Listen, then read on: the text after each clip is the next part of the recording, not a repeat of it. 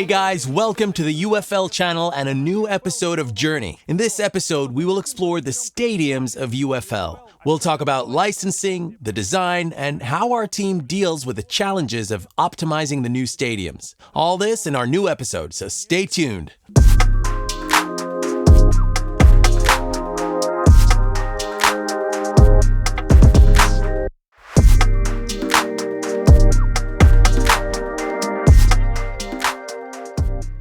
Okay, there are effects, such as we have beautiful sakura, then there's mist, fog, even northern lights in the different environments. So how does the team come up with these ideas? What problems come up when you're creating them? The main challenge in the process of creating such effects, as I mentioned, is finding the most optimal and efficient solution for it, and not to overdo these effects. So there aren't too many, which could perhaps become a problem, and not too few, so that we don't lose the authenticity of the stadium. That's why we work closely with technical specialists who are highly skilled and experienced. They help us perform all this technical magic and configure them to ensure they work correctly. Regarding how these ideas come to us, we spend a lot of time on the internet, yes. We go through thousands of images and various other sources. We look through countless photographs from different sports events, not necessarily football. We use them together and then create something new. I also add a lot of my personal design ideas. As a result, we create a project that implements both real-world ideas and our own vision with the actual needs of the game. So we mix it together and create a new stadium.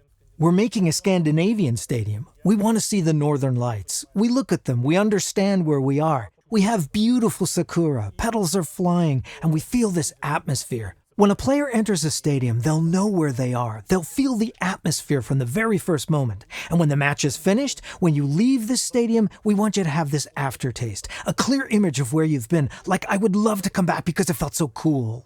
I like that, nice. So you talked about optimization, but I guess licensed stadiums have the most challenges, like deciding what to bring into the game and what to leave out. It's clear you already have innovations and technologies that help you speed the design process up. So what are the main challenges? Is it in obtaining the license or making the stadiums as beautiful as the originals? Yeah, indeed. Those are precisely the challenges. They're both super important, and we must find an approach to both. For me, as you might expect, of course, recreating the visuals is the main challenge. And naturally, because I trust our managers with all the paperwork, they do their job incredibly well, without a doubt brilliantly. But regarding recreation, indeed, one of the main challenges is knowing when to stop. In fact, the real stadium is literally right here before our eyes. And given the overall tech level, we can add the details infinitely right now. But it's important to determine what makes this stadium truly unique, so that not even the most meticulous fans can find issues with a particular box somewhere high up in the stands.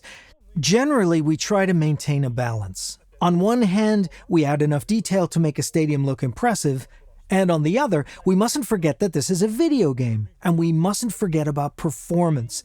The game needs to run smoothly.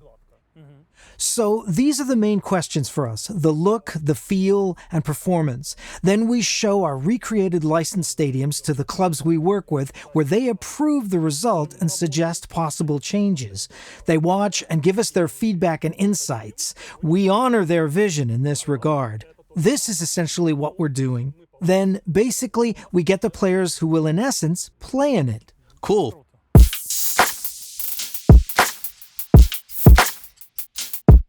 Okay, let's talk about something else. Lighting and shadows. Talk to me. You've designed a stadium and it looks great. So what do you do next? How do you set everything up, the cameras and lighting, to show off your creation? Regarding lighting, the question here is, what kind of atmosphere do we want to convey? We have an idea for the stadium, and we want the lighting to work together with the idea. If it's Sakura, we're definitely not shy about using pink and purple lighting.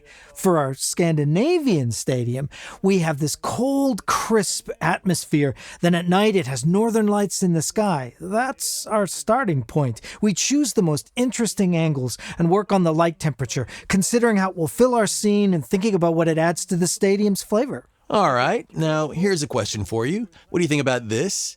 Imagine you could remove all technical limitations that currently exist. What would you add or change if you had the chance? Well, we'd add more dynamic and visually stunning effects, because when you work with those limitations, often the first thing you have to do is to cut the visual effects. Sometimes it can be quite constraining.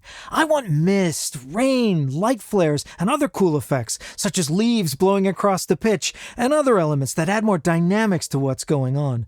All these things would help contribute to creating an incredibly rich atmosphere for the game. If I had free reign, all our stadiums would have a huge number of special effects. Something would flicker, perhaps. Fog would roll in. Somewhere raindrops would fall, and all that. In truth, we try to create these things as often and as best we can, but with great care to ensure the game's performance is maintained. Ah, nice, right. Cool, thank you, Evgeny, for sharing your insights. We'll catch you all next time.